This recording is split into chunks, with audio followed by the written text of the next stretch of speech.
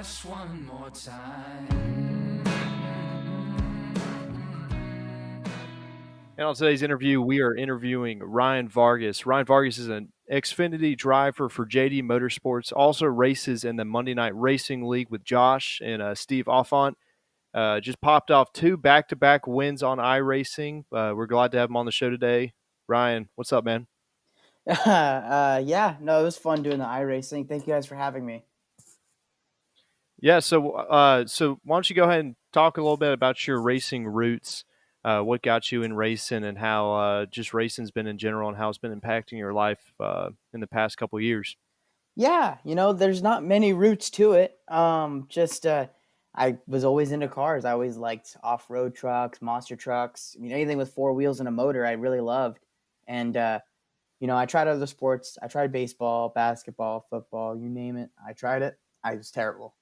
Um, I just really, really enjoyed race cars and being around them. And so I found out that kids could race. And once I did that, I just tried my best to convince my family to let me do so. And luckily we did. And here we are today. That's sweet. So, 19 years old from California, you're already in the Xfinity Series racing for JD Motorsports on a part-time schedule. Can you talk a little bit about how weird it is? I guess I'm just imagining if I was in an Xfinity car at 19, just because I was in college at the time. But how crazy is it to be in an Xfinity car at your age, being able to compete with some of the Xfinity Series best? Oh, it's so awesome. I mean, it's very humbling because I mean, I've said it before in several different, conversations I've had, with other interviews and other people. I've been so close to having lost it all in racing. So to have made it this far, and racing in the Xfinity Series is beyond what any of my family or myself really, realistically saw happen. So it really does mean a lot. The opportunity that Johnny Davis Motorsports has brought to me and has allowed me to pilot their race cars. It's been really unbelievable. I'm really, really thankful for it. And like I said, it's really humbling to be able to do that and get that experience. So your first race was with Johnny Davis back in Iowa a couple years ago. Now you're going in, and your most recent race is Darlington, also with Johnny Davis. What's changed the most since your first time in the car compared to now? I think it's a lot of confidence. I've gone from being kind of like the new guy at the team I know I've only done 6 races now, but, overall from the last 2 years, but, I've gone from being the new guy to like, all right, well, I know the team. I know everyone here. I know who I'm working with. Um, there's a little bit more confidence there, when you're working with the people that, you know, when you work alongside these guys and learn who they are, learn what goes into everything, you gain a lot of respect for what you're doing, and you know, just get more confidence in it. So I really enjoy that. I want to talk a little bit about your first start at Iowa. Can you talk about the experience of being able to come through the tunnel at a NASCAR track, being able to be a part of the pre-race ceremonies, walking across the stage, getting into the car, hearing the command start your engine? What kind of goosebumps were you feeling that day, and was it something that you could explain or replicate in any way? No, I mean it hit me when I saw my name on the car at the racetrack. It's one thing to see it and prep for the whole week ahead, but when you're there and you see your name above the garage style, you see your name on the leaderboard, it hits you. Um, it was a really cool experience, and Iowa Speedway is such a good track to me. We ran good there in the K&N series. We ran good there in the Xfinity car, and just kind of being overwhelmed by everything. I shouldn't say overwhelmed, but just like taking it all in. That was just really the first time that I was like, wow, like this is serious. Like we could actually make this happen. And now, several races later, here we are, and talking about doing more. So it really does mean a lot. I'm in a really good place, and it's just I really am just enjoying myself.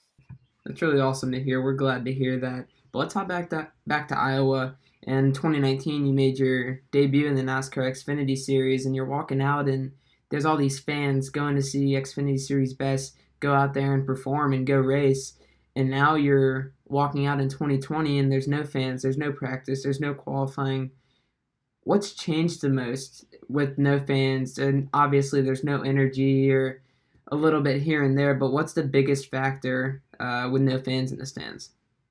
Oh yeah, I mean it definitely has its differences, obviously without fans in the stands and no practice or qualifying, but for me, with the no practice and qualifying, obviously I want the fans back and I want to be able to race in front of a crowd, but with no practice and qualifying, yeah, it doesn't help me by any means, but I think it kind of helps me in terms of not overthinking every race that I do, not over adjusting us in practice, instead of having 2.5 hour practice sessions, we have nothing. We go straight to green. And I think that really helps me out a lot, that I don't overthink it. I just have to go out there and do it. And what you got is what you got. So it's definitely a lot to take in right away, but it makes you really adjust to having to learn as quick as possible.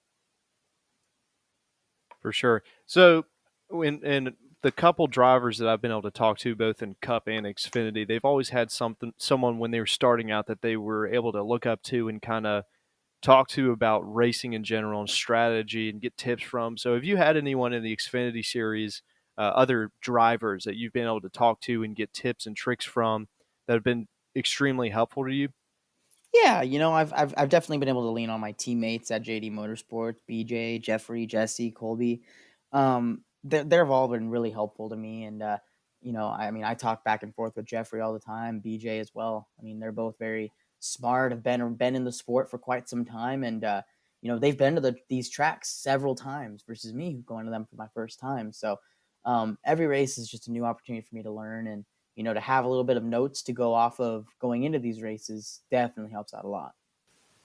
So recently, the pin emoji has been circling around the NASCAR Twitter community. Started with Noah Gragson. He tweeted it out the day before he signed his extension with Junior Motorsports. You recently put it on one of your tweets, hopefully signaling a sign for a full-time ride next season. Is there anything that you can tell us or maybe hint at what that pin really meant in your tweet? Yeah, we got some really cool stuff working in the works right now, and I really cannot say much of anything, but other than just kind of stay tuned to what's to come. We got a lot of cool things in the works, and once it's out, it'll be out, and it'll be really, really cool. Now you've got me all revved up. Now I'm waiting on. I'm on pins and needles. No pun intended. Waiting on this news. But so you're in the iRacing League, Monday Night Racing with Josh and our other driver Steve Alfont. You've popped off 2 back-to-back wins. One of them in a Goldfish car. You had last night the In-N-Out version car with Ryan Vargas on it. Seemed to always be talking about chicken nuggets. So what has brought you to love chicken nuggets? I know you've got chicken nugget connoisseur in your bio, but what ignited your love for chicken nuggets? Well, I mean, I was there's a reason why I was almost obese in 4th grade. I really like chicken nuggets. I eat them way too much, um, but it's definitely kind of just been now. It's become part of my brand, and I'm kind of okay with it. I love to eat them. They're one of my favorite snacks, and it's what I lived off of growing up. So definitely, I'm glad to take the role of the chicken nugget connoisseur in the sport. All right, so favorite. What's your favorite chicken nugget to eat? Like from what brand or fast food chain, and what's the preferred sauce to dip your nuggets in, or do you eat them dry? I go with the McDonald's chicken McNuggets, and I would go with the tangy barbecue. And I know that sounds crazy because it's the most produced one, but I mean, you look at a McDonald's chicken McNugget, and it's like that's kind of what you base your idea of a chicken nugget off of. So I mean, it's the nugget. So that's my go-to.